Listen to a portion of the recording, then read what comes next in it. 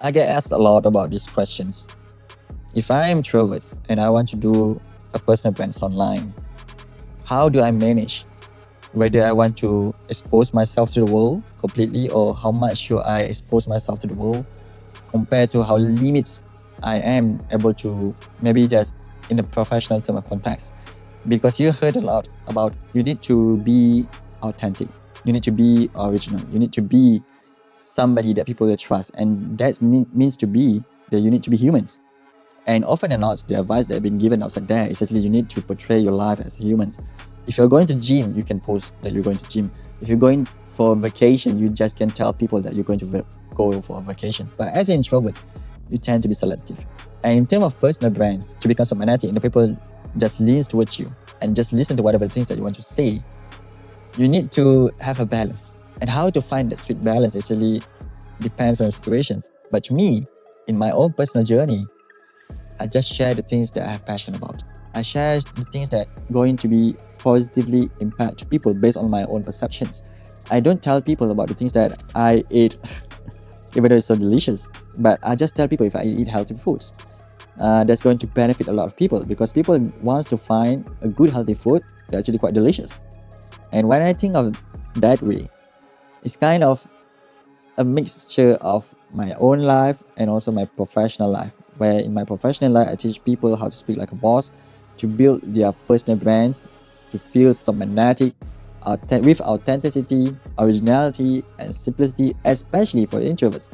And when it comes to that, when you want to relate to people, when you want to connect with people, you need to be able to have some relatable moments in your life that people can actually resonate with you. Example, like when I have some problem in articulating my ideas, when I stumble across my words in my videos, I don't cut it out. I intentionally don't cut it out. Why? First, it's simple. It's very simple thing to do. Just make it there. Second, it shows that I'm a human being like you. Sometimes I have need more time just to process my ideas, to get the correct wording that I want to talk to you. And that's what makes me humans.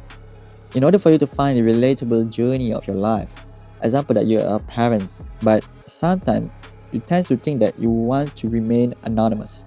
What I mean by that is that you want to keep your personal brands separate between your personal life and your professional life. I get it. And most of the question asked, should I disclose who are my families? To me, the decision is up to you. But to me, personally, I will not disclose it. Maybe I will share some pictures, but I will not disclose it in detail unless you're going to know me. Because at the end of the day, the objective of your professional personal brand is just to become magnetic in the things that you want to say, the things that you want to teach people, the message that you want to get across, not your personal life. Because there's a different differentiation between personal branding and also influencer. Influencer is just based on lifestyle, based on the way that they operate in daily basis, what the things that they do in their life, the things that they wear. But personal brand is much more professional in the things that it's going to attract a certain type of audience.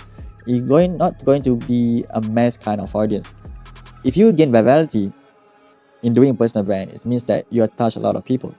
But if you're becoming an influencer and just talk about random things, and people maybe can relate with you, people around your age, people just like to watch for entertainment videos, but people that watch personal branding videos are people like professional type of advice, people that want to improve their life to become better, people that want to transform their journey to have a dreams that actually they so much desire the most, especially when they're younger.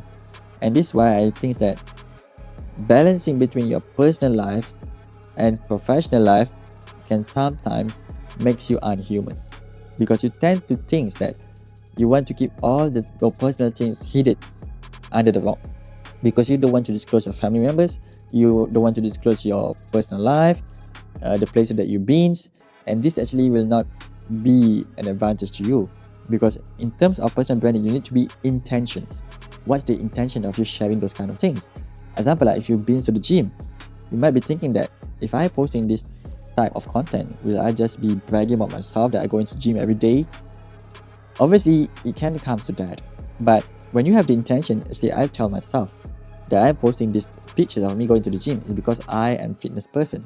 I like to work out. That's who I am. And I like to be relatable to people that actually live that kind of vibe. And this will actually makes you share it with intention. And this actually helps you to get across a certain type of people that actually share the same passion with you. Example, like you teach people how to be a good husband, and you portray yourself as a good advisor to how to become a good husband, and you choose not to disclose any of your personal life. How you think that people want to trust you? Because people trust people. Even though you have very good solid advice, but if you don't show up as a human being that have some flaws, that have some advantage in life but also have some disadvantage in life, people will not going to trust you for a long time. And as such, you need to make a choice. If you are giving advice to how to become a good husband, then how about you showing? If you're afraid of showing who your wife, you can just take a pictures from behind. This is my wife. Thank God we are married for 10 years. Even though there is so much conflict, that I managed to resolve it in a good way, and as a result, now we are having 3 kids. It's quite wonderful, isn't it? Because a human touch point is actually your personal life that can be embedded into your personal branding with intentions. And with the right intention, you can actually reach the right target audience. They actually be relatable to you and connect with you. Once you build those connectivities, it will actually transform into trust factors. And when they trust you, you can begin to have a communities. And when you have a communities, you can sell a lot of things to them. You can actually give advice to them. You can actually have an ebook with them. You can actually have a one-to-one session with them. You can also be a coach with them. There's a lot of endless possibilities outside there and how to grow your personal brand. But all in all, it actually reflects on who you are. Again, it's very hard for you to find a sweet balance. But what I am advising you is that just try to find a personal spot that you feel that will impact people in a positive way. When you're introverts, just think of that. Just think of that, because you know, is this going to be good or is this going to be bad? And when you do personal brand, you're not focused on achieving virality, but you are focusing on helping other people. And this will make your personal brand become so magnetic in a way that people will just listen to whatever the things that you say. Trust me.